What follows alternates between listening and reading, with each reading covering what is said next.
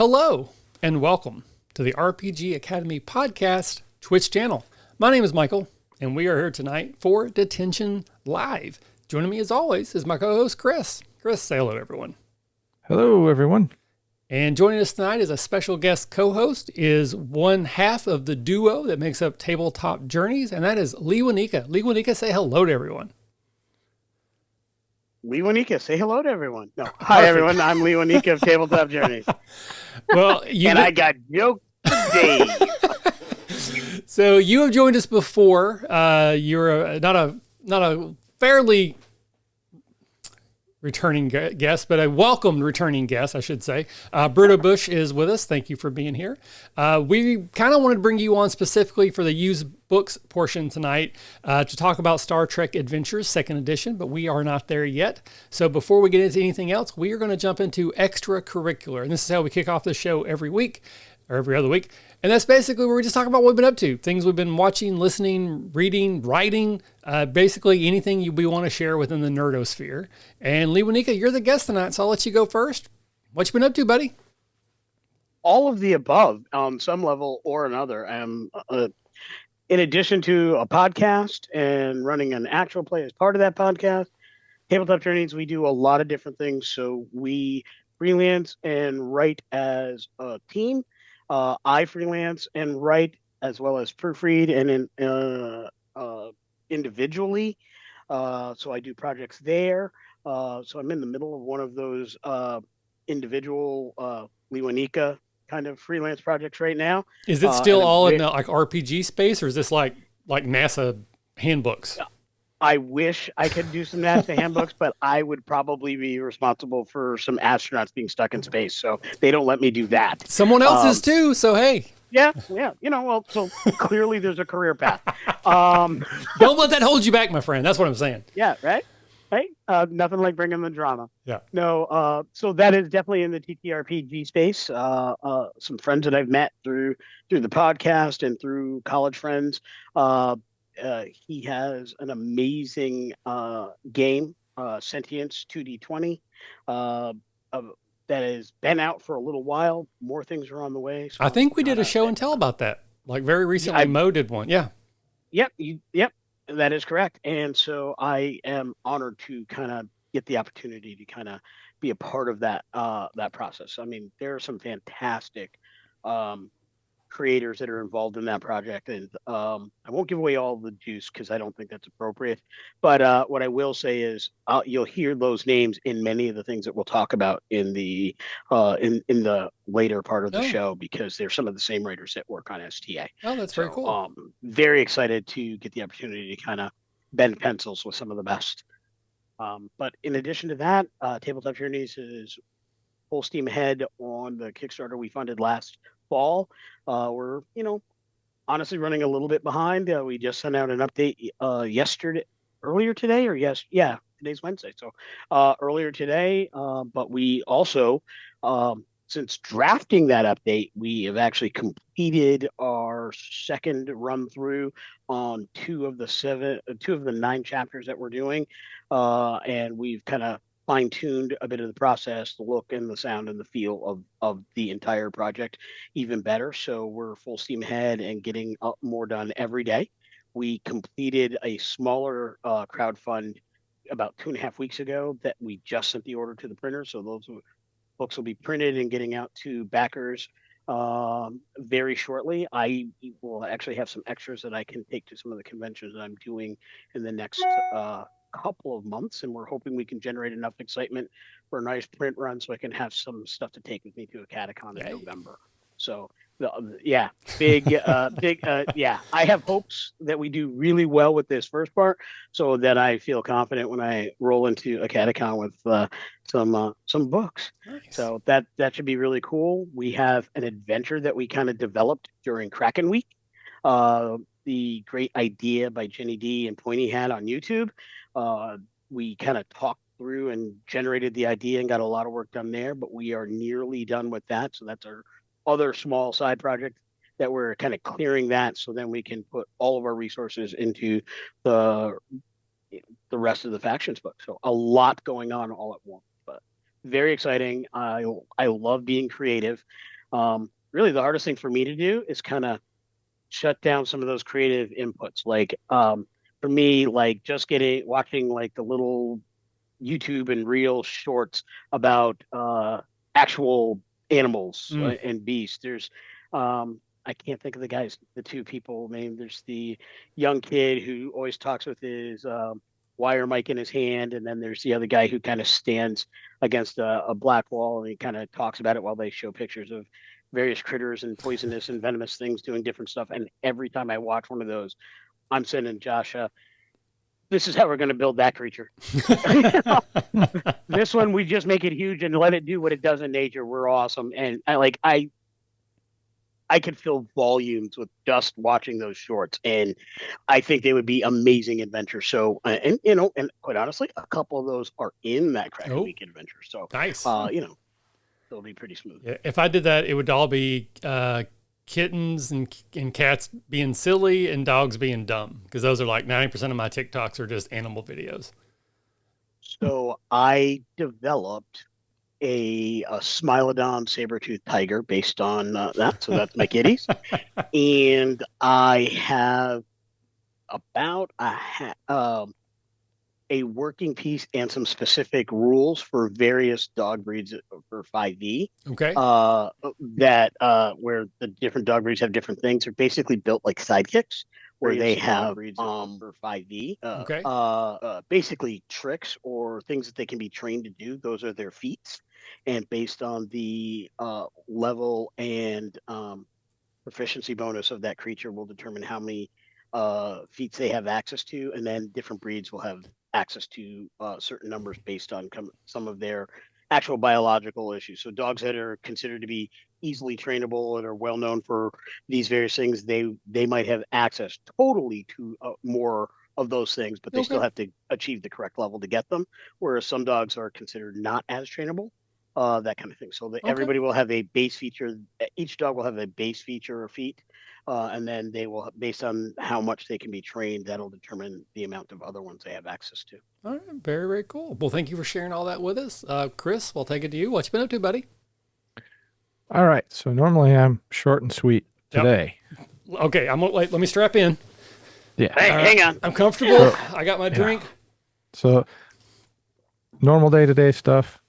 Finished up the Umbrella Academy. Don't say anything. I haven't started season 4 yet. All right. It was well done. That's all I'll say on that. Then this weekend, my wife was out of town. I said, I don't want to sit around doing nothing.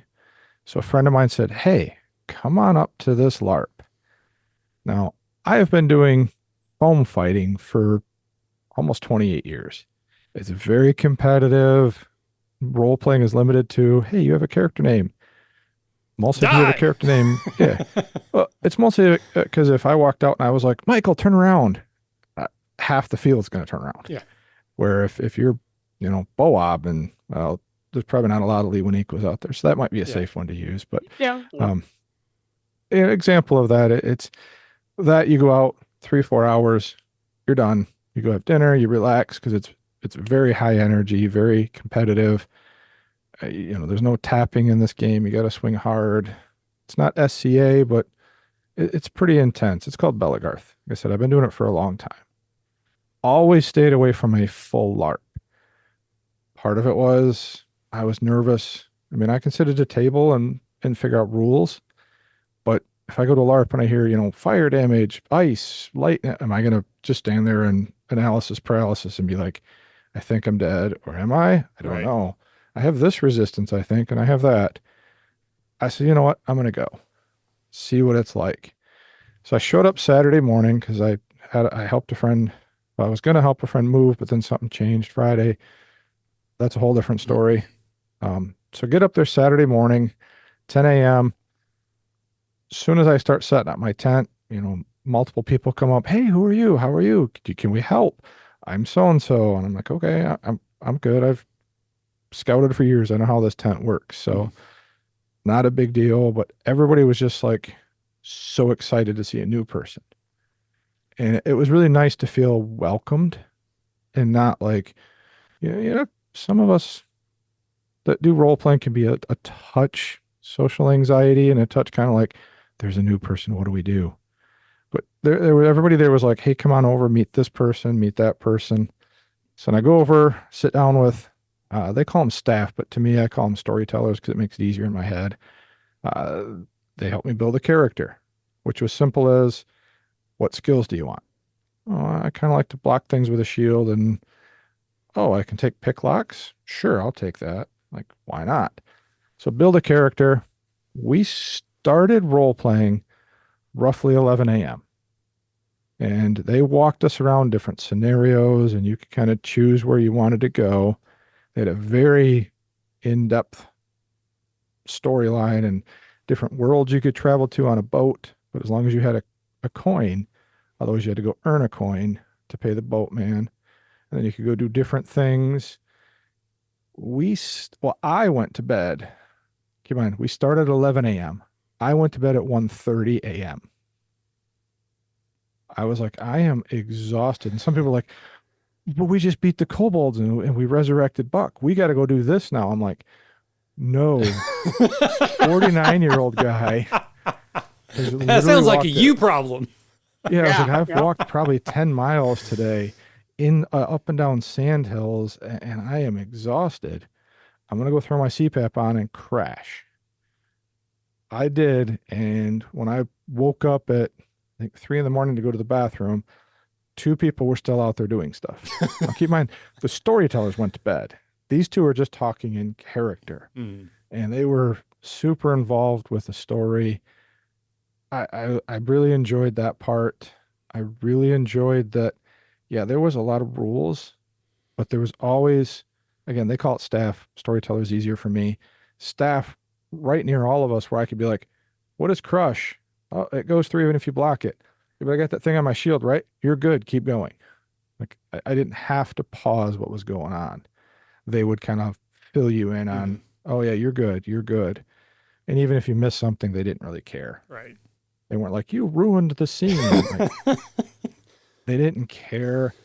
One of the staff got there late, so he was super excited because we decided to go to the world he created, which to me was kind of an African savanna kind of setting. And his main NPC was thrown in an asylum for being crazy, for talking about how, well, animals are getting intelligent and they can talk to you. And meanwhile, he's talking with one of the other players, and I'm like, I look at one of the storytellers, I'm going to pick the lock. He's like, feel free. So I'm like, miming that, open the door. I'm like, all right, let's go. And his eyes lit up. He's like, wait, you guys are freeing me? And then he did, put his hand on his head. He goes, all right, as a storyteller, I wasn't expecting you guys to free me. I'm like, well, the door's open. Let's go. Yeah. So now he had to go to the other storytellers and be like, okay, so they're freeing me. So the combat that was going to happen over here is now going to have to be a stealth mission. And then we had to use our skills to stealth out. It was really, I had a ton of fun. Like, I came back and sat down with my wife. I mean, Michael, you've met her. Mm-hmm. She's not the biggest role player. And I was like, you've got to come do this with me. And she's like, well, I go, you can play a healer. You don't have to be involved in all the combat. You can heal. And she's like, well, how does it work? I go, you count to 30 and you touch somebody, I go, you heal 4. Like, that's it. I go, that's the only healing I saw. Yeah. I didn't pay attention to the rest of the stuff she was doing. I know they resurrected somebody and some other stuff. I don't know how it worked. Other than the ritual took 30 minutes in real time, and they had to spend spell components, which were literally pieces of paper with the spell components written on it. It's not like we had to go in the woods and collect 8 pine cones. Right. And you had to earn them in game and spend them. So they've developed a good system for magic. The economy was easy. Like I said, little gold coins. You could pay the boatman to go places, or you could spend them on other things. It's kind of and even in character, you can spend them with each other. They had very strict rules on separating player conflict and character conflict. They said there's no arguing between players. So you and I couldn't argue, Michael, but our characters can yell at each other and call each other things. And I said, okay, what's your check-in process? He goes, I was just about to get that. Every 5 to 10 minutes, you have to hold your hand up and go, we good? And the other person has to say, yep. and then we can go right back into whatever we were yelling at each other about. So I was like, that's awesome that you guys built that in. So that way people don't have that character bleed. And it was a lot of fun. Like I said, I really enjoyed it. I've got a few people I work with that are like, you did what? And I'm like, no, you got to try it. And they're like, I don't know about this. And I'm like, all right, I'll be quiet. I know you're not into the nerdy stuff like I am, but you're not qualified. Thanks for trying. That's right. Yeah. I wish I'd done something like this earlier, because A, it got me out of my comfort zone. B, there was enough of swinging these foam weapons that it filled my desire to get back on that kind of the fighting thing, but it wasn't as intense as what I'm used to, because it's hit points. So it's just a different strategy. So I could hit you 20 times. You could be like, dude, you're only doing 1 point of damage. Good luck. You're going to be here all night. I'd be like, all right, let me figure out a way to get around this. So that was kind of nice. What really brought me in was just how friendly everybody was, in character and out of character. Because in their storyline, everybody's been pulled from their worlds, and they're now stuck in this Hammerton or Hammerfell. I couldn't remember because I kept screwing it up in character because I thought it was funny to say the name wrong. Right. And now I can't remember the name of the actual town. So everybody That's committing is trying to the bit right there. Yeah. Method acting. That's right. But every character is trying to find a way home. And you talk about your backstory, and the storytellers listen to it, and they start weaving it into the story too. So one of the scenes I did with a couple of the other guys actually tied in their background. And they were like, so what? That's people from our world were here. And they were trying to figure out how it worked. And in character, I'm like, all right, well, I don't have a clue any of this stuff. So talk me through all the clues you've got. Yeah. And as they were telling me, well, we've got this and that. And I'm like, well, what about this? And at one point, they both looked at each other and went, oh my God, we never put those two things together. You're right. Let's go. Which led us to a whole nother scene, which the storyteller looked at me and smiled and goes, I'm finally glad somebody helped them put that together. Because that happened a while ago and they never caught that. We thought it was too vague. Yeah. I'm like, you just needed the outside guy to ask a lot of questions. I mean, sometimes it is that, new eyes see fresh sort of thing, or fresh eyes see new, whatever that saying is. Yeah. I think it's both, actually. I've probably heard them both. Heard it both ways. I heard it both ways. Yeah. Yeah. Yeah. Like, I'm notorious for like totally missing a puzzle in a tabletop. Like, I could be at it for days, never figure it out. Yet other people can be at a puzzle for days. I walk into that and I'm like, what did you try? They do this. I'm like, well, then did you try that? And like, all of a sudden I'm the like puzzle genius or something, which anybody who knows me knows is absolutely not true. I'm really not that good at puzzles, but something about knowing what has been tried and failed and not being the one who tried and failed at it. Right. You're not like the ability to get it correct. Yeah. You're not emotionally connected to the effort, and you can just like come in clean.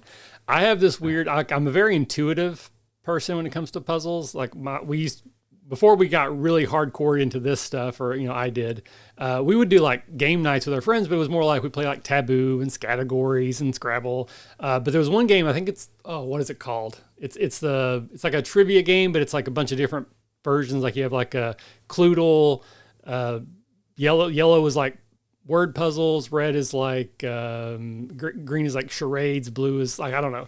There's a word, there's people yelling that. Anyway, yellow is like the puzzly one. And it became very apparent very early that when they read the puzzle, I would instantly know it, or I would never figure it out. Like it was, as soon as it was read, I either like, I understand it and here it is, or I could have sat there for eternity and it just never would have got there. So it was just instant one way or the other. It's like, okay, I got it, or just we can pass because it's not going to happen, sort of a thing. Yeah. It was, like I said, it was nice to get out of my comfort zone. When I got home, I started reading the rule book. I mean, there's 170 some pages to this book, but a lot of it is skill descriptions and breaking down how to build a character. The other thing that I really appreciated is in the rules is written, if you're wearing a white sash or at night a glow stick, you are a character that cannot be physically attacked. So let's say you were wearing that white sash, I could be playing an NPC and I would just get within X number of feet of you and count to like 5 and be like, you've fallen. And then you would go, I've taken enough damage. So that way it can include people who can't physically do a lot of the combat or just don't want to get hit by foam weapons. Yeah. I mean, they're light, so it doesn't really hurt. But again, I've been doing it 28 years, so Right. I'm probably a little desensitized to it. So, but the fact they took the time to write that into the rules, I really appreciated. Especially since, I'm 49, if I want to do this for another 20 years, there'll be a time where that white sash will be glowing Right. all Yeah. the Yeah. time Yep. because I won't want to do all that. So I guess long story short, if you ever want to try it, go out and do it. Get out of your comfort zone. Don't be the old guy that just sits at home and stares at dumb movies. Because I've had that same thing where, again, I've been into this nerdery since I was literally 10, 12 years old, but I've never done an actual LARP. I run that game at AcadeCon every year that's kind of like a LARP. It's got LARP-ish qualities to it, but I've never actually went to a LARP. So I would probably want to do it, but I would need a guide. I need somebody to be my my person that takes me into the cult. I don't want to just walk in on my own. I had a friend that was already doing it, so I kind of jumped on his character as a new sidekick, so to speak, and tagged along with him for a bit till I kind of got into it a little bit. I mean, I don't want to use the word impressed, but I guess more surprised at the level of some of the role playing they were going into. Like in game, one of the characters actually died, and the other character ran across the field just screaming no, because this was like his brother, and like we literally had to pull him off of him as he's just having this little moment, not tantrum, but this moment. And then, we had to go through the resurrection ceremony where he just paced for half an hour and was just like super worried. And every now and then he would hold a thumb up, I'm good. Good. Yeah. Yeah. RJ's good. Captain Abraham's pissed. No doubt. So I have a lot of LARP experience, like a crazy amount of LARP experience. In fact, that's how I met Josh, was at a LARP. So basically I was playing D&D. I had just moved to a new town, moved up to Maine. It was before I even got a chance to start college there. So, I had been in the town for about a year, hadn't made a ton of friends, hadn't really get done gaming groups. I actually drove back to Connecticut from Portland, Maine, about once or twice a month on weekends. One weekend a month was for my National Guard stuff. The other one was to just game with Glenn and all my other friends that gamed down here in Connecticut. So about a year in, I met this security guard at the mall I worked at, and found out he was a gamer. I think somebody made some crazy gaming reference that he picked up on. I'm like, we are one. Yep. And we got to talking, you know how those meet cutes. And I was hanging at his house one day, and he got a call, a big invite to one of the local big time GMs. And so all of a sudden, he couldn't go to that game, so I got in on that game. I was playing for about 6-7 months, and I realized that they did LARPing at the game store I was at, and I got the invite to go there. Now the person who owned the store had seen me role playing for a while, and he's like, I got a perfect character for you. So I got this character that was deeply involved in the story and the whole bit. And I'm like, I've never played vampire, I've never LARPed, I don't even know what I'm doing. They're like, you're playing the biggest bad guy in the entire town. Like, everybody's terrified of you. They're scared of you, and you rule with an iron fist because the people around you are beasts. Like, literally, I'm an evil vampire with a black spiral dancer werewolf as a bodyguard and a Bruja anti-tribute as my other bodyguard. My seneschal is a Zamisi, one of these really cruel, nasty people that do flesh molding and all kinds of crazy, scary, frightening stuff. And the person who actually played that role was that GM, and his ability to describe terrifying stuff put me on notice, right? There are moments where I'm like, okay, still, kind of thing. So like, I was like, I can't go wrong, right? This is going to be cool. And I remember my very first scene, I literally put on this big black overcoat. It was actually my military overcoat for my Class A uniform, because I was still in the military at the time. And our group met downstairs in the basement of the game store. So I'm at the top of the stairs, about to head down. There are people coming up, there's a big light behind me. I'm 5'3". I'm not a big and imposing person, but at the top of the stairs, where the light, as I descend the stairs, is blocked by me and casts this shadow down the stairs, and I'm playing a vampire who masters shadows. Meanwhile, all those big bodyguard types are coming down the stairs behind me. People were walking up the stairs, and a couple of them were like, what the heck? And I don't even know these people. I literally walk, and as I'm walking down the stairs, I just flared my coat, and it literally looked like I made the room go dark as I went down the stairs. And I was hooked. That was it. I said nothing. I did nothing but walk down the stairs, and I was in. So for years, I LARPed huge groups. Like it was the college thing at University of Southern Maine. After a short while, after about a year or so, I started running my own game. I ran a LARP that had 8 or 9 storytellers on average. Somewhere between 60 and 80 people would show up at an event. Often I had over 100 people in the game, but on any given, I think the most we ever got was like 85 one particular night. And I was in several LARPs that were almost twice that size. Mm-hmm. And like literally our group LARPed 4 weekends a month. Every Saturday there was a LARP that you could go to. I was in almost all of them at any given point. We actually formed an LLC. I was an executive officer for that, helped write the charter, the whole bit, so that we could fund our endeavors, because we had to pay the school for that stuff. So we'd collect so we could cover the costs. And then basically the staff got breakfast at Denny's and we could cover the cost of ink and paper. Right. But it was an amazing, like almost 8-9 years of my life. That's very cool. Yeah, I'm certainly intrigued enough and I think adventure enough to try it. But we will have to see. Brodabush says that his son was hooked when they went to Origins this year, and he went to battle every day. I'm guessing this was like the foam battles. I've seen some of those set up at like Gen Con and Origins. That's one thing we've never really had at AcadeCon, to kind of twist it to that quickly. In one of our early years, we had someone who did a LARP in Dayton and wanted to set up like a booth to like try to like, recruit people. And we said yes, and then it just fell through. And then we've never really circled back to that. But that's one thing that just, it's a gap in my nerdery, that all the things I've done, never LARPed. So I guess that needs to go on the bucket list. Yeah, my family puts on a big barbecue once a year. It's actually coming up, not this weekend, but the following weekend.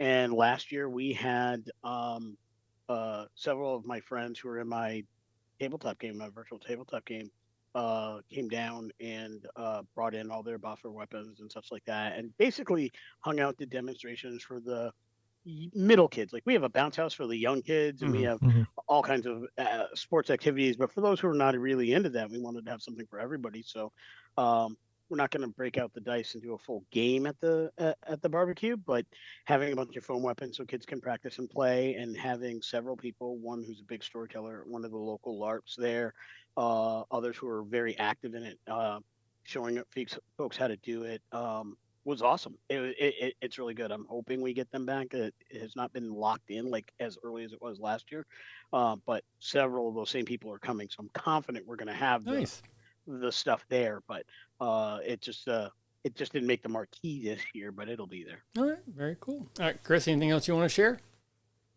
No, I think I've taken up enough of our time. What have you been up to? Again, just for the sake of brevity, I'll just mention 2 or 3 things really quickly. TV-wise, have not yet watched Umbrella Academy Season 4. My wife and I have watched all of the 3 earlier seasons, so I've kind of waited for time for us to watch them together, so that's kind of holding us up. Though we have watched the first 2 episodes of Only Murders in the Building, and that show continues to be an absolute delight. I love that show. So if that's something you've not been watching, I highly encourage you to watch. It's on season 4. I've loved all the first 3 seasons, and season 4, first 2 episodes. Again, I watch it with a smile on my face. I love spending time with these characters. Highly, highly recommend it.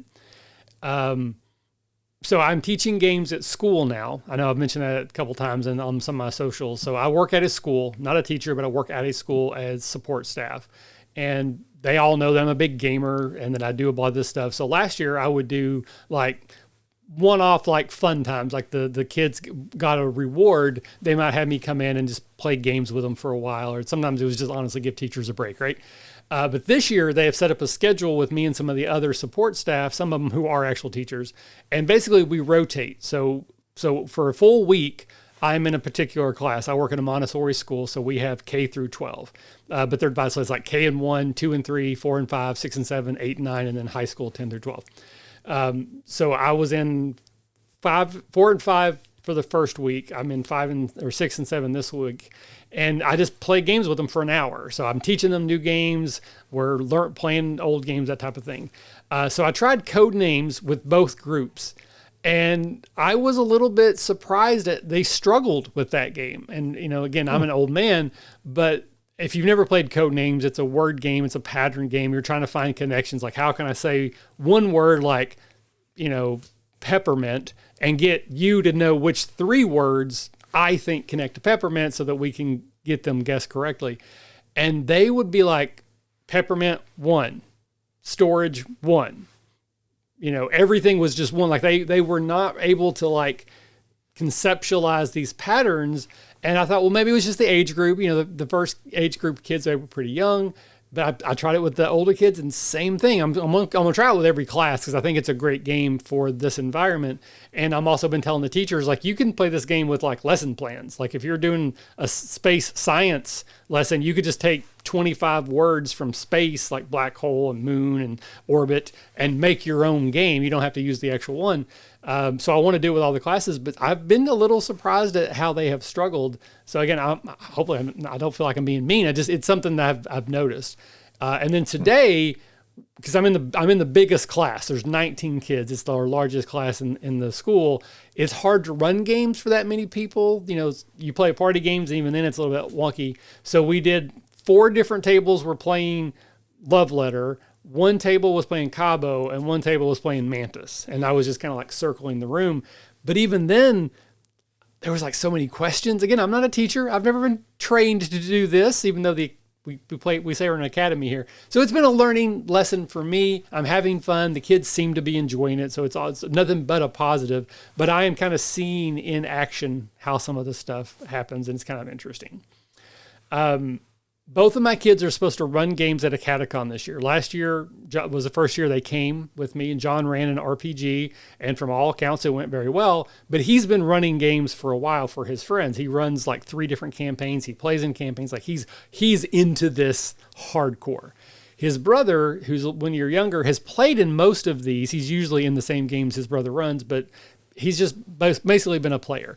But he wanted to run an RPG this year, and so he's been working on it, and we wanted to do like a play test. So Sunday, we had some friends over. I ran the game that I'm running for them, The Lost Mines of Foundelver, and then after that, we re-rolled just like second-level characters and jumped in, and it was terrible, okay? And we were nice about it, but the reason I bring this up is as someone who's done this a long time, and I often give the advice that I can go into a game with very little prep. I can just take what the players give me. I can roll with it, and I can fill 2-3 hours and make it like amazing. Like most people probably won't know I'm just making stuff up. I can do that, but that is a learned skill.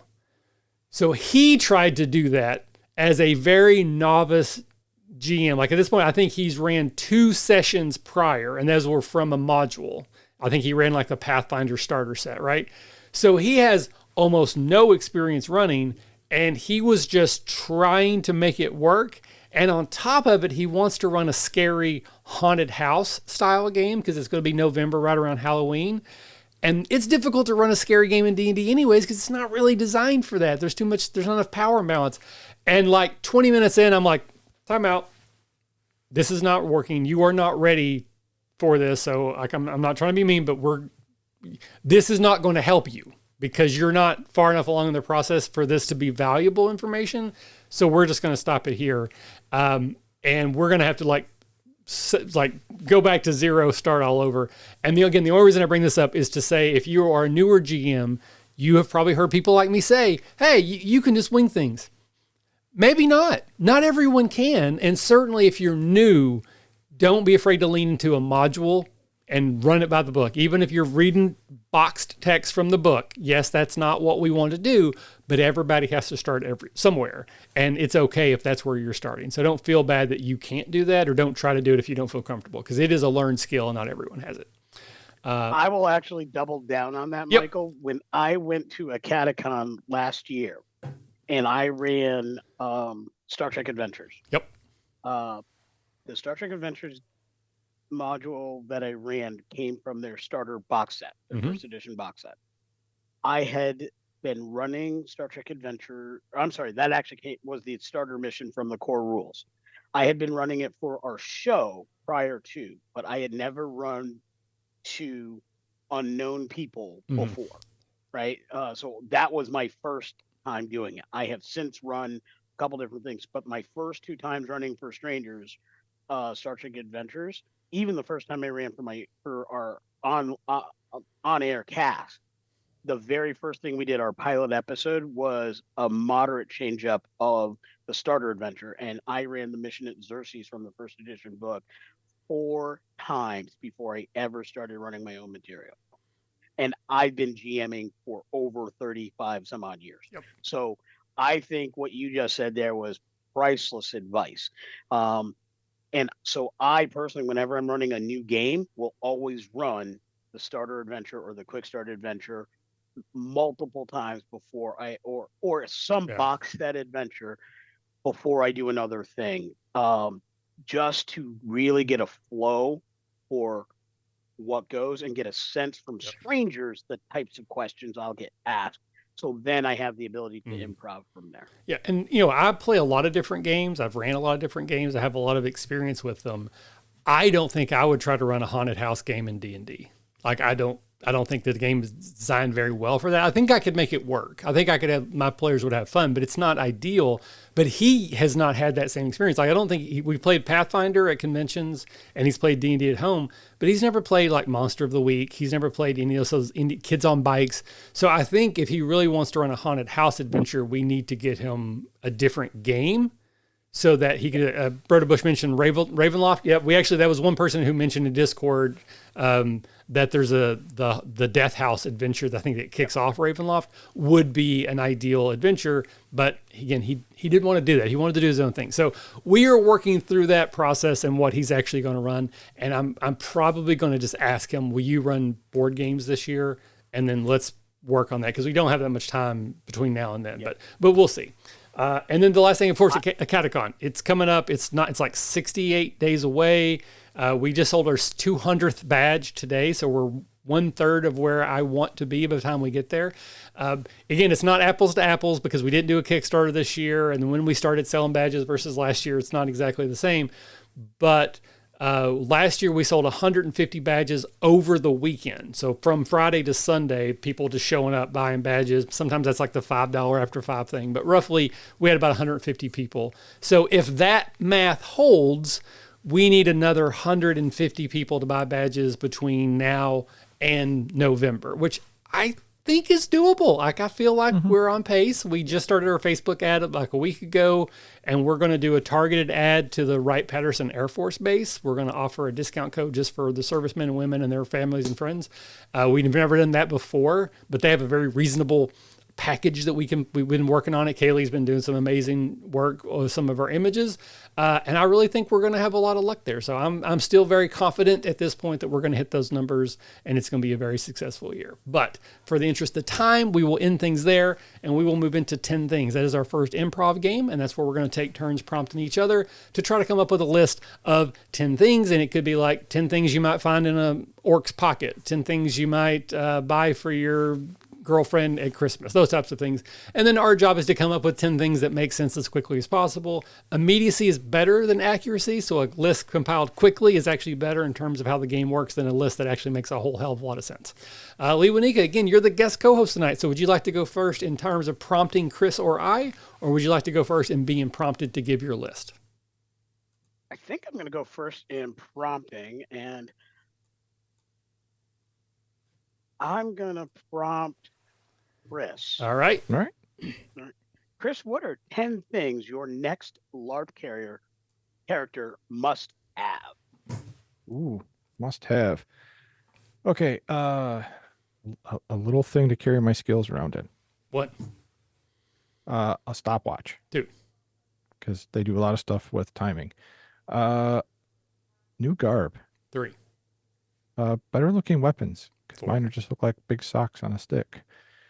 A hat. 5. Better shoes. 6. I want to bring food with me because I 7. get hungry. That's good questions. Only done it once. So, more little objects to represent, like picking locks and stuff. I want to make something to actually represent that. I think that'd be kind of neat. 8. A wooden horse, so I can pretend like I'm riding a horse. 9. And then somebody behind me with coconuts. 10. So it sounds like a horse. If you had not said coconuts, I would have been cross with you. That was awesome. Thank you. All right. That is in fact a list of 10 things. So if I got the order correct, you will prompt me, and then I will finish off by prompting Lewanika. So Chris, what would you like my list to be, sir? All right. Give me 10 things that we could find in your pocket. Lint. 1. Bubblegum wrapper. 2. Used bubblegum. 3. Money. Yeah, right. 4. Cotton candy. 5. Credit card. 6. AcadeCon memorabilia. 7. Poker chips. 8. Buttons. 9. Lint. I think I started with lint. 10. 10. I Yeah, have 2 Yay. lints. Yay. All right. So Lewanika. Talked about a lot of stuff, a lot of LARPing stuff. I'll make it simple. 10 RPGs that you have not played that you hope to play in the future. Ooh. John Carter of Mars. 1. Conan. 2. 2. Everyday Heroes. 3. Though I've run it, I have not played it.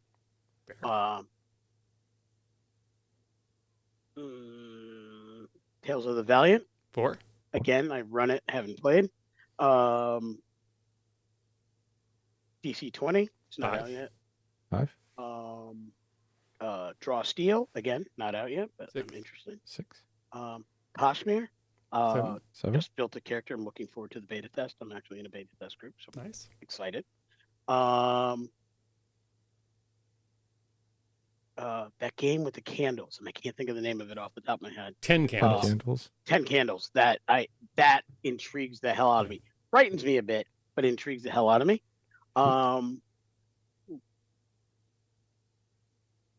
Hunter, the latest newest version. 9. And I actually played it twice now, so that I can't say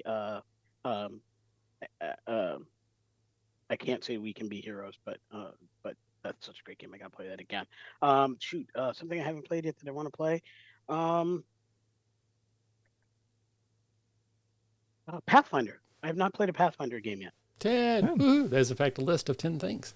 All right, so this brings us into used books, and that's basically why we wanted Lewanika specifically to talk about this tonight. Again, he's been running Star Trek Adventures for a while. A new 2nd edition has recently come out, and Star Trek Adventures is part of Modiphius's game system. They have a bunch of IPs that use the 2D20 system. So Chris, I wanted to start with you. Are you familiar with this system? Have you played it before? Do you have any thoughts on 2D20 systems as a whole? I've played Conan Okay. a couple times. I like rolling 2 dice because it gives you more chance to get the number. It just took me a little while to remember how the dice worked because it wasn't just as easy as, D20, add this. You had to. It's been a while since I've played it. I think it's a roll under. Yep. Right? You add this and then roll under that. Yeah. Yep. So it was interesting to try to think about rolling under and not having a target number, so to speak. The Conan system I liked because it was more low magic, more story driven is how I kind of looked at it. And that might just be the game we were playing too. It was really, really nice. I haven't played the Star Trek one. I've played other Star Trek role-playing games, but not this one. So I'm curious to hear how it plays and kind of compare it to the other Star Trek game. So well, I'll just say before we turn to Lewanika, I will mention I've ran the first edition Star Trek Adventure starter set adventure. I ran it one time, and I was kind of reading as I went, so it was not my best work, but because I'm a big Star Trek fan. I grew up watching Star Trek. I love Star Trek. Strange New Worlds. If you're not watching it, it's like some of the best trekking forever. I played Fallout at our last faculty retreat. I did not care for it. I don't think this had anything to do with the person running it. Don't think it had anything to do with the people I was playing with. That was fun, but I did not like the system for that one. It just did not work for me. But then I played Achtung Cthulhu, which is basically the Hellboy. It was described to me as if it was like Indiana Jones, but it felt more like Hellboy to me because it's not just Nazis like trying to find supernatural weapons. They have actually found them, and there's actual supernatural stuff happening. But that was the most fun I've ever had with the 2D20 system. So it kind of changed me into thinking that it was a system I would enjoy a little bit more exposure. So I did buy that box set, starter set of the Achtung Cthulhu, which I hope to run at some point. And then I will say that Modiphius lost the Conan license. So there was a Humble Bundle. I have every single PDF of everything that they have ever made for that. So I have it. If anybody wants to, run it, I can loan it to you. But Lewanika, you are the expert. You run this a lot. It's one of the patron games that you run for the folks that support Tabletop Journeys. I know you've ran it at other conventions, so you are very versed. So my specific kind of what I wanted to talk to you about is they just came out with a second edition, which feels honestly kind of quick. Like I feel like they went to second edition pretty quick. So I'm curious, what did they change? And do you feel like this was necessary? Is it an improvement? How and why? You have the floor, sir. So I'm going to be exceptionally brief for Lewanika. Sorry, you're serious. Okay, just kidding. Yeah. I believe, and Josh has not hit his grave yet, but I probably just sent him there with that comment. Yeah. But so with a little bit of context, I came up playing FASA. I followed that by playing Last Unicorn Games. Love Last Unicorn Games. Played it for a lot of years. I played a little bit of Decipher and have almost all of Last Unicorn Games and much of the Decipher stuff on my bookshelf over yonder. So, Chris, I have a lot of that lead-up experience. As far as really quick for second edition, if you weren't in the STA community for a while, one of the things you may not be aware of, this game came out 2 years before the pandemic. It's actually in its 8th year. Oh, okay, yeah. Time of second edition launch. It felt like it was like 4 years, maybe. Yeah, so I started playing. I became aware of this version of the game 3 years ago last month. And I bought all the stuff in a Humble Bundle to get started, to figure it all out. And then I started buying the physical books, and I started watching all the YouTubes and joining all the Facebook groups, and there's a bunch of them, and talking with a lot of the creators, because the community for Star Trek Adventures, the line editor, Jim Johnson, let me phrase that, we're on air, so you have to say his name properly, Jim Johnson, and many of his lead writers are avid followers. If some of them are even administrators on some of the Facebook groups, but they follow daily. If you post a question about that game, I can almost guarantee you one of the comments you're going to have is going to be from at least two of the writers on these books, and probably Jim Johnson as well. And often the actual 2D20 system designer, Nate Dowdell, he's on all of those groups as well, and he will even respond to questions about the system. So I was learning from the creative team as well as the community all along. So 6 months of that, start running it for the show, and that's the brief context of the game. So I have a lot of experience running. Josh and I combined to GM our live play, actual play.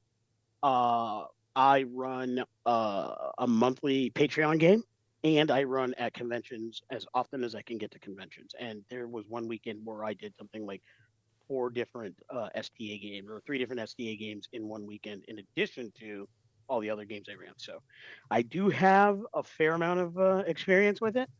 And the need for second edition really stems from the need to polish the rules, not change them, but polish the rules in a way that can help onboard new players without as much of the community support. I mean, the community support is great, But I know for me, the first 6 month struggle was understanding how it fit. I had a really strong sense that it would fit, but I had a really difficult time figuring that out. Just the order of operations within the core rule books made it difficult. I've often said on air, buy the player's guide, buy the GM's guide, and use the starter set.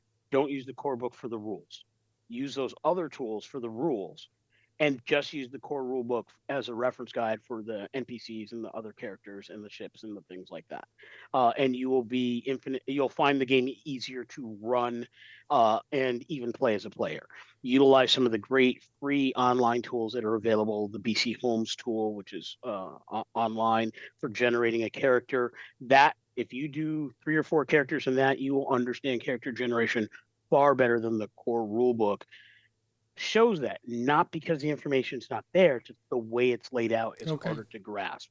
And as an ADHD person who uses e-readers to really grasp large volumes of complex written information, I think that was a part of the problem. So I don't have the core rule book handy, but I did literally just get the physical book sent to me this evening. I'm trying to do this without glare, but I got this yesterday afternoon, and I actually did my unboxing video minutes before signing into this broadcast. Nice. So I literally did not open the physical copy until just before we started tonight. But I've had the PDF for about a month and a half while it was shipping. So, but what I can tell you is they put a lot of effort into making it more accessible. They put the right things in the right order. They have flowcharts that are beautiful and clean. It's not, you don't have that PNG LCARs, which is beautiful to look at, terrible to read and comprehend from. So this is black lettering on a white page with various headers that are in the appropriate colors to call out the right topics. The things that are emboldened are there to call out the right things. So for me, I was reading this and I picked up on the concepts they wanted to me, honestly, without even needing the e-reader my first pass. And you'll see that in the free quick start that's on DriveThruRPG as well. So, I mean, it's just one of those things. They needed to clean that up so more people could play the game. Additionally, there were some hinky bits that would slow down gameplay, specifically as relating to conflict or combat scenarios and ship combat. So one of the things they did is they eliminated the 6-sided challenge dice, which was a 6-sider that had special characters on it. We're not talking like the Star Wars game kind of special dice, but it was special dice nonetheless, right? And there's people in the TTRPG community that hate special dice. They think it's a money grab. They don't think it has any merit. To them, I say, you're flat wrong. Sometimes the game just wants to do something different, and it is not specifically a money grab. Not everybody is that way. You don't have to approach the world believing everybody's evil. Every now and then, give somebody the benefit of the doubt. But it was slowing the game down. So they eliminated that, changed some of the rules to make the things that were impacted by challenge dice easier. So that's your biggest change in the game. The other things were really quality of life differences with characters. You now, as opposed to having to use one of your very limited talents, or similar if you play D&D, feats, to prove you're a species. So for instance, Klingons have a specific talent in first edition. If you wanted to play a Klingon character, one of your 4 talents would have to be that one to have that. You play a Klingon without it, but then are you really a Klingon? You know, if you want to play a Betazoid, you who really have 2 different abilities, that's 2 of your 4 talents. And so there were some balance things that needed to be handled. In second edition, they leaned on traits. So if you're playing a given species, your species has traits and your species has a species ability, which is basically that old exclusive talent is now part of just being that species. Okay. Everybody has one. Humans used to not have one. Now humans have one. And so they did that, which frees up a talent for other folks. In addition to that, if you want to play Star Trek like a Star Trek show, everybody has this weird hobby.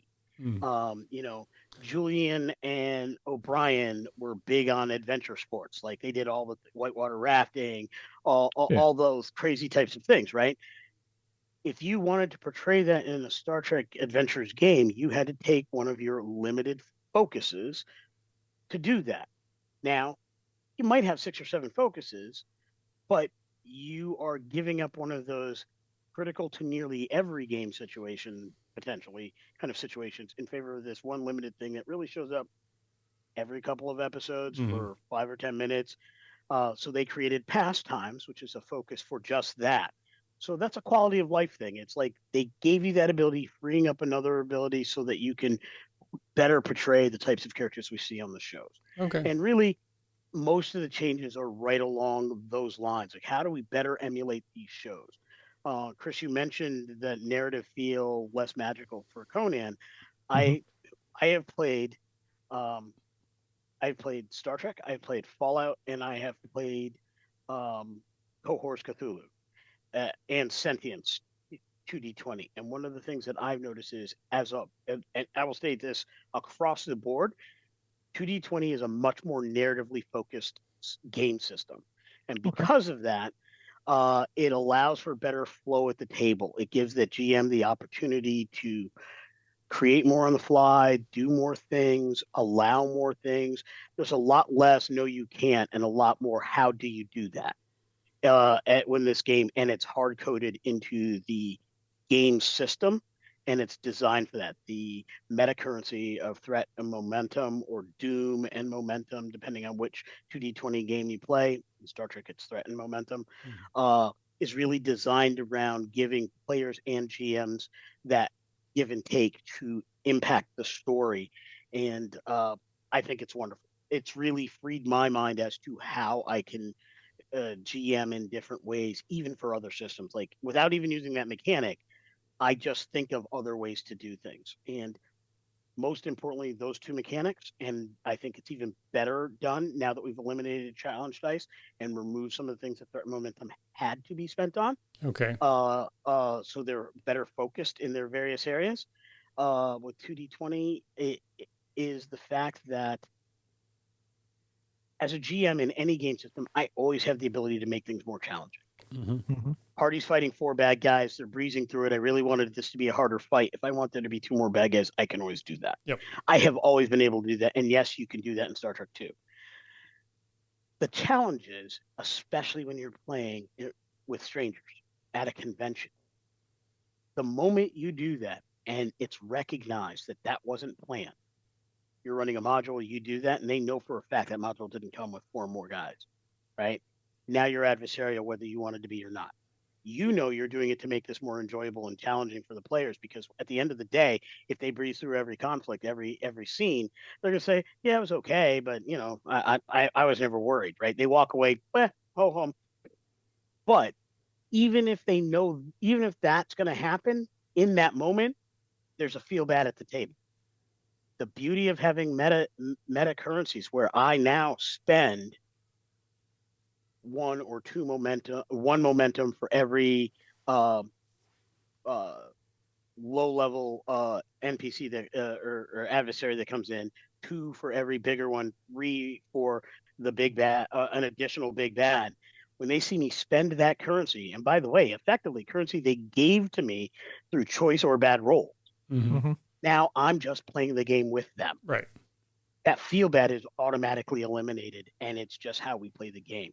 Nobody really or often gets mad if you land on Boardwalk and have to pay, pay for that property because they had Park Place and both have hotels. Nobody gets mad at that because that's the game. They get mad if all of a sudden they land there and you're like, well, I'm the GM. I just put a hotel there. So I love the mechanics here because they take that away, and second edition really, really gets into that more.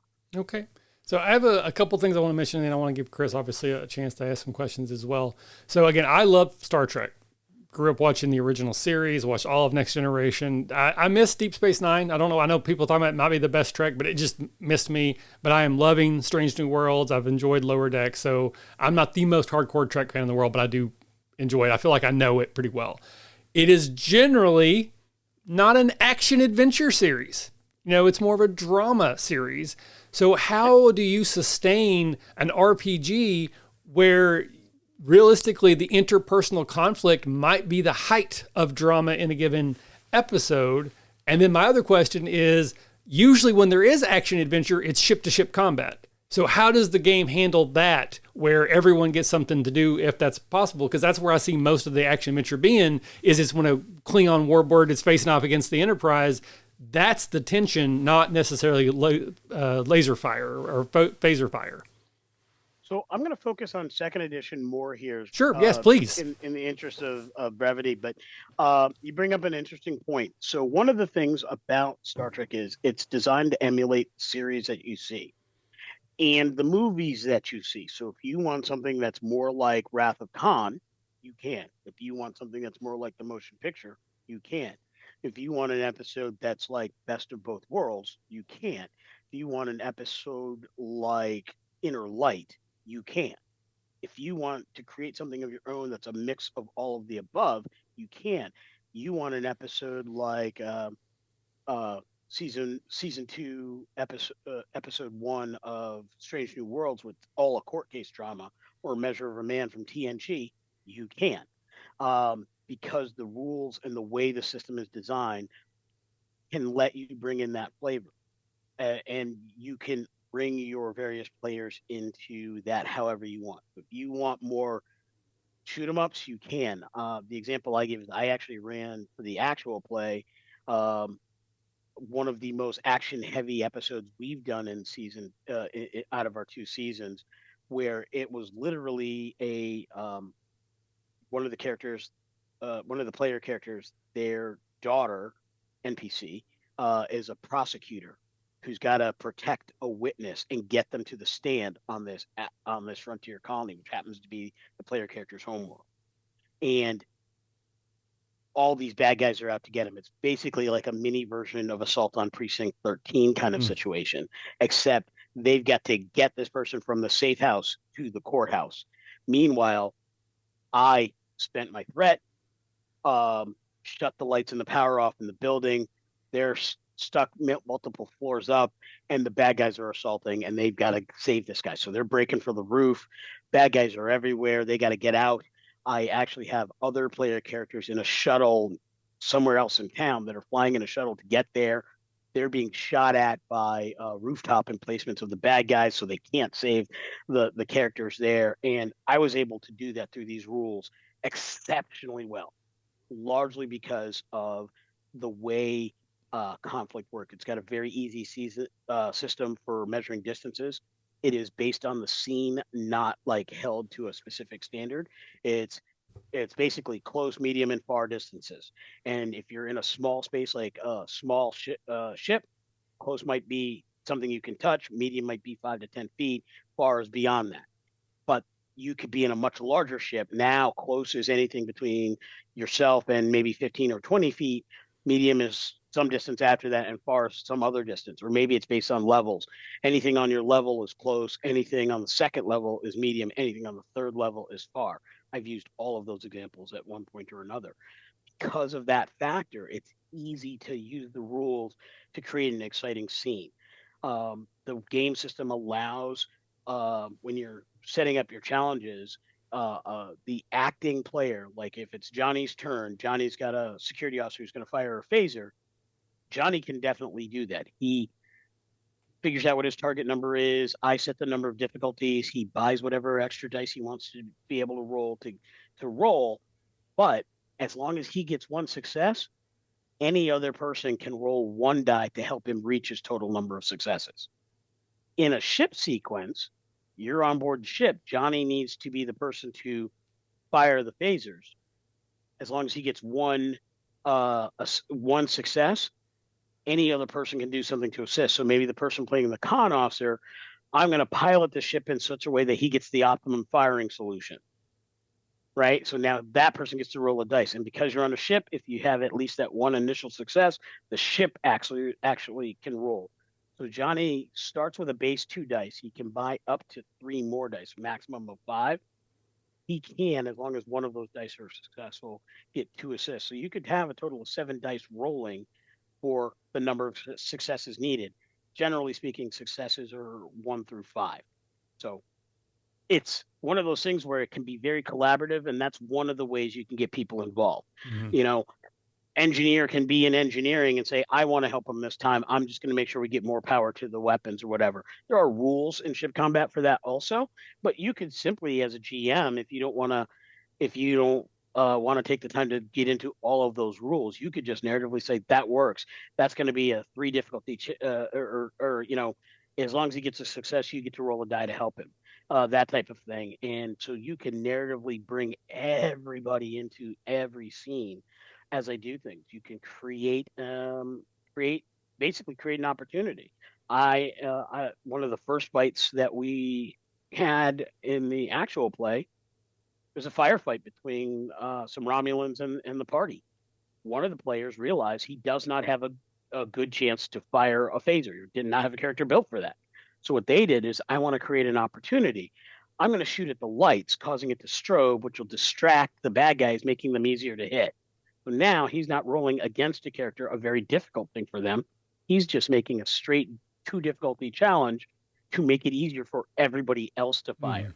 Now the non-conflict kind of character has added to that fight. That, by the way, is the only reason why they were actually able to successfully hit in that conflict. And then my engineer dropped his weapon shortly thereafter and just attacked everybody with his Ushan blades, as an Andorian is want to do. Yeah. So, but so it really does allow for combat and conflict if you wish to bring it that way. We tend to run our shows closer to the non-conflict, but when we have it, it's poignant, it's hard-hitting, and it's fast. And I love the ability to manipulate that. Many game systems, you're one or the other. You cannot shift those gears well, and characters are built for one or the other. They don't have the ability to navigate both spheres. Gotcha. Okay, Chris, I know you've been absorbing all that. Did you have any questions about the system or just anything for Lewanika? How easy is it for somebody who's not a Star Trek fan to jump in and get immersed in the world? I think fairly easy. If their only Star Trek knowledge is pop culture, I know Spock's a Vulcan and they don't have emotions. They can pretty much get it. Now, I will say, having a GM who knows a little bit more than that will always make that an easier hill to sled. But in general, I think it's fairly easy. It really depends on how deep or how canon you want with it. Michael Dismuke, one of the lead writers on several of the books, has often said canon is what you choose to make at your table. You don't have to know all the show canon, all the alpha canon, and then have read 15, 20, 30 different books and know all the beta canon and go to all the websites and know all that. Yes, I have. But you don't have to know that to have fun playing this game. If you have very basics and you just sit down with somebody who's willing to go through the rules, plays the starter set or whatever, it kind of tells you what you need to know as you go. The basics of Klingons, most of them are aggressive and they're happy to fight. That's a good base to start with. Right. And then as long as somebody is also, while playing that game, showing the people who are newer to this the concept of IDIC, just because that's how they are perceived does not mean every individual is that. As long as they keep IDIC kind of the focus of at least some of their episodes, they'll figure it out soon enough. One of our cast members, who's amazing, she has a lot of role playing experience, but is a casual Star Trek fan, is the way she describes it. She likes it, enjoys it, but she's a very casual Star Trek fan. Every now and then she'll ask us a question about a given race if we're talking about it or whatever, but beyond that, it's role playing. It's just, let me understand my character. She built her character from the ground up. We have that on recording. Lacey's amazing at this stuff. She's playing our ship's science officer. It doesn't hurt that she's actually a scientist in real life. Right. Our engineer is actually a civil engineer in real life. Okay. Our former security officer, now XO, actually does cybersecurity in real life. So that's always cool. I'm surrounded by experts. You know how hard it is to make adventures for a group of experts in their fields, playing characters in their field? That's really difficult. I'll share this quick story. So one of the first actual plays we ever did on the RPG Academy again 12 years ago, it was the second one. It's called Lost World. 2 of my players were firefighters in real life, right? And I've always been a very cinematic GM, and they were on a ship that was on fire, but it wasn't like fully engulfed. It was just like starting to smolder and pop up. And they needed to get from the deck to the bottom of the hold. And I had described that basically there was an opening on the top deck all the way down to like a door that would open up to let a car go in and out. And in my head, because the main character or the player had like a big warhammer was the words. Like in my head, I'm like, he's going to jump off and he's just going to crash through that and land in a superhero pose. And it's going to be amazing. He would not do that. I kept trying to get him to do that and he would never do it. And after the episode, because we were recording those, I'm like, I was trying so hard to get you to do that. He goes, I would never oxygenate a fire like that because it would have caused it to explode. And I'm like, but this is a movies thing. Like it's not so I mean, he's like, no, I was never going to do that because it would blow the ship up basically. That is the challenge for me when I play modern games that have to do with demolitions, because I was trained on that in the Army. I cannot divorce that real knowledge from characters. So like I will either play a character who is that expert and have that conversation with the GM in advance, like really lean on me before you do something. I'll keep it quiet. I won't use player knowledge, but I will help you with that.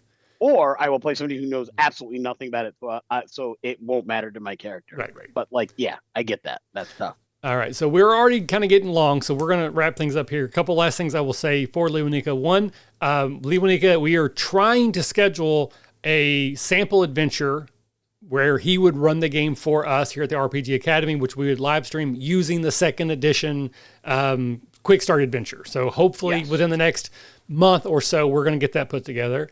And then you are coming to AcadeCon. Are you going to be running Star Trek Adventures at AcadeCon? Absolutely. So at AcadeCon, and I'm going to put this out now, and I need to get it up on the site here and get my game submitted so it shows up for everybody to sign up when sign-up time comes. I will be running the Quick Start Adventure. My plan is to run that on the 1st for the set on Friday. And then I will be running 2 of my homebrew games for my Star Trek Aegis campaign.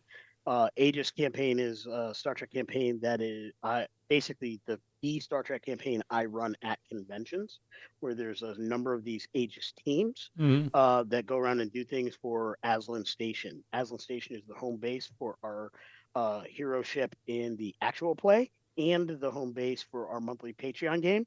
All 3 of those games feed into each other. So folks who have played Aegis at previous conventions have impacted information that our actual play cast has to engage in their missions. And same thing with the Patreon adventure. So that's why I love that game. But with 2nd edition, I also want to give people the opportunity to really kind of learn the rules. And even though I may know the system, that Quick Start Adventure will give people the opportunity. So what I'm hoping is some folks will sign up, play with me on day 1, so that they can then come back and play Aegis with me on day 2 and day 3. Awesome. All right. So with that, we're going to move into Where Have My Fingers Been? And that's basically going to be the last thing we do, but we will do audience Q&A because there are a couple people watching. So while we're making silly games with our fingers here, if you want to be thinking of some questions for any or all of us, please do that. Lewanika, again, you've been here before, so I think you know how the game works, but we're going to do little finger puppets. You are the guest co-host. Would you like to go first in terms of being prompted to give your scene, or to prompt Chris or I to give our scene? I would love to be prompted. All right, Chris, you got something? You want me to go? I got something. Perfect. So sing the song. You got to sing the song. That's right. Where have my fingers been? Where have my fingers been? Perfect. All right. Your fingers are on board of a Federation ship. You're the last 2 alive. There's 1 escape pod. I should say there's only enough room for 1 person on that escape pod. Yeah. It's full of triples. Benson, you need to get on this pod. But Captain, if I get on the pod, the critical information that you know will go down with the ship. I can't allow that. Benson, you have a destiny. You have friends that you will make. You have lives that you will save. And you have big lizards on desert planets that you have to beat with rocks after making stupid cannons. If you insist, Captain. But what? But what, if anything, should I remember from you? Always outstretch your arms and elongate your sentences.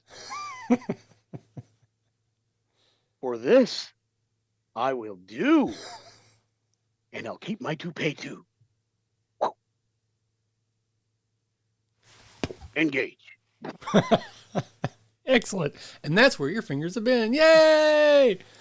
That is Santa Cannon for the future Captain Jim Kirk. Yeah, I caught on to not Star Trek Cannon. All right. So Chris prompted you, so you will prompt me, and then I'll finish up by prompting Chris. Ooh. So again, the cheese tax to New York Tater has to be paid. Where have my fingers been? I said, where have my fingers been? You are playing. Your fingers are two LARPers, one veteran, one brand new, stuck in a cheese factory in Wisconsin, trying to get directions to the nearest LARP. Okay. Are we playing yet? Is this part of the game? No, I told you this we're trying to find the place. Okay, it's kind of out in the woods. It's kind of a cool location, but we need to get directions. I'm hoping some of these people here will help us. But why are we wearing our costumes? I try to explain to you, we don't have time to change when we get there, so we had to drive in our costumes. I feel like this is a test. It is, and you failed. And that's where my fingers have been. Wow. Wow, that took a turn. Yep, that's the way I like to do it. All right, so Chris. And nobody even bit the rock for it. Exactly, that's true, yeah. All right. Where have my fingers been? I said, where have my fingers been? Your fingers are at AcadeCon trying to find something to do. All right, let's go look at the TV. All right. Well, Star Wars game's sold out. Yeah, it always is. 3 years I've been trying to get in. I can't get in. Oh, what about the Dread game? Yeah, sold out. What about Star Trek? Looks like it's sold out too. What about that geek trivia thing? Well, we could try that, but I'm really not a geek. Yes, you are. No, I'm not. Fine. Who is Palpatine's mentor? Well, Plagueis, of course. I mean, geek test passed. Haha. Let's go to trivia. And that's where my fingers have been. Yay! That's where our fingers have been. So we did actually have a question come in. So Broda Bush, again, comes to AcadeCon. He's actually going to be doing some demos for us this year. Brings his family. Really cool dude. Asked a question about Dragonbane. Have any of us played it? Do we have any thoughts? So Lewanika, have you played Dragonbane?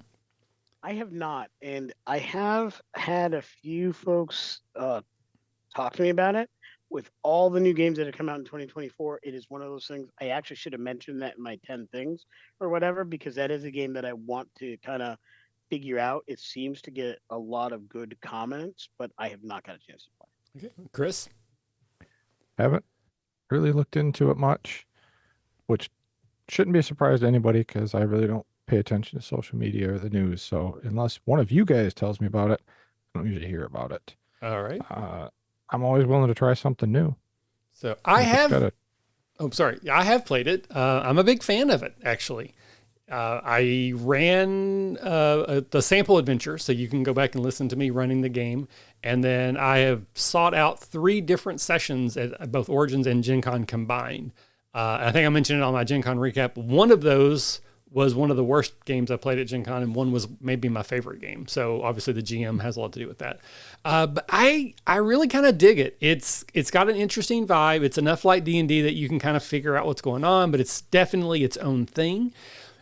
Magic seems really wonky. I've not played it enough. I don't think I've even played a wizard yet, and which is usually what I play in most games. So I can't really say much about how I feel like the wizard would work, but it's just got a cool vibe. I like the system. So just one thing I will mention is that like when you're attacking, you don't roll against the monster, you roll against yourself. So basically like if you have like your skill in sword is 15, as long as you get under a 15, you hit no matter what you're fighting because you're only under your, so it's very quick. You always know if you hit or if you succeed or critted or crit fumbled. You don't have to have that back and forth. And there are different types of adversaries. So if you're fighting like an NPC, they have to try to hit you. If you're fighting a monster, which I think they use the term monster, but maybe it's beast, I don't know. They always hit. They roll a D6 or a D12 and like that's what happens. So it's very deadly combat when you're fighting like a giant monster, like a big giant spider. It may not miss. There's never going to be it misses you. It's I rolled a 7. Oh, all of you are webbed, so none of you can move. Now it's your turn again. Oh, I rolled a 50, or I rolled a 5. I bite one of you. You take this much damage, and you might be poisoned. So combat is very deadly, but it's cinematic still and kind of fun. So I'm actually a big fan of Dragonbane. I want to play more of it. I'm actually thinking about maybe trying to start a campaign of it to really kind of deep dive into it. Free League is sponsoring our event this year, and that's actually what they're sending us is a couple of the core sets and like a bunch of the quick starts to give away. So if you are interested in Dragonbane and don't get a chance before AcadeCon, see me at AcadeCon and I will hook you up, my friend. All right, nice. So we will wait a couple seconds, see if any other questions come in. But while we're waiting, we will go around the horn and give all of our socials and plugs. Lewanika, please plug, sir. Yeah, absolutely. Tabletop Journeys, you can find us on the web at www.tabletopjourneys.com. You can find us on YouTube, long YouTube URL, but if you look for Tabletop Journeys and you see the little blue hexagon with our logo in there and the gold and stuff. I'll put it in the show notes if they want to find out. And it'll be in the show notes. If you're interested in anything I've talked about and how we do Star Trek and playing Star Trek with us, we do play our monthly Patreon games. They're not all in the paid tier, by the way. We often have an available seat, which we offer to our free patrons. And we are trying to work out some platform stuff so we can have people kind of sit and watch a game live so they get a flow of the whole thing, not just that edited actual play version. The editing on the actual play is not terrible. It's just, they're not heavy-handed. It's basically cutting out bathroom breaks and the occasional joke to keep it really cinematic. But there's there, and you can go to our Patreon site, which is www.patreon.com/TTJourneys. For that, and of course, we're on Facebook, Tabletop Journeys. We have a community group. That's our name with the red banner. Or our business page is the logo, the same logo that you'll see in the show notes or whatever. So feel free to do that. My partner Josh and I, we also have our own 2 blogs, individual blogs on YouTube. I do On the Right Path, which is a blog about this crazy podcast journey, content creation, how to run games.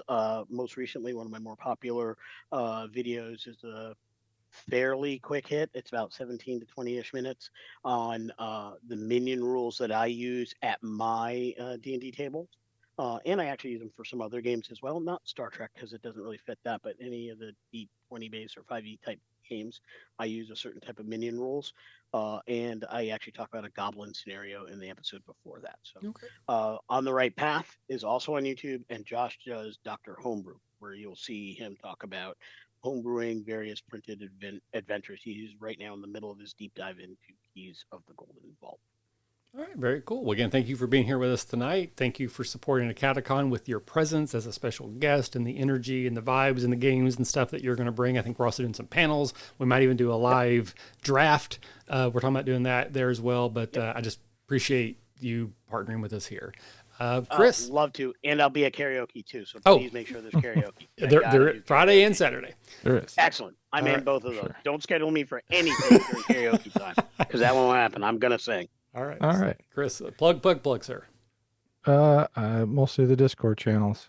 I really don't do a whole lot of other social media. I managed to have a Facebook page, but that's mostly just for groups I'm involved in that I can listen to what's new and what's going on. Otherwise, I will be at AcadeCon. And looking forward to that. Be at the faculty retreat in like 3 weeks. 3 weeks. Yeah, I was trying to do the math. like 24 days or something like that. So definitely looking forward to that because I could use a weekend away of just chilling out and relaxing. The Airbnb is full. I think we're up to 10 people. So sweet. That makes it cheap. Yeah. I will sleep assholes to elbows for a cheap night anytime. Yep. That sounds like what it's about to be. So I think you might have killed Lewanika. I got him right as he was taking a drink. No spit takes here. Yeah. Woo, you got it. This is live, baby. I'm gonna be a professional. Yeah. That's what she said. Yeah. All right. So that's pretty much where you can find me. Otherwise, where can we find you?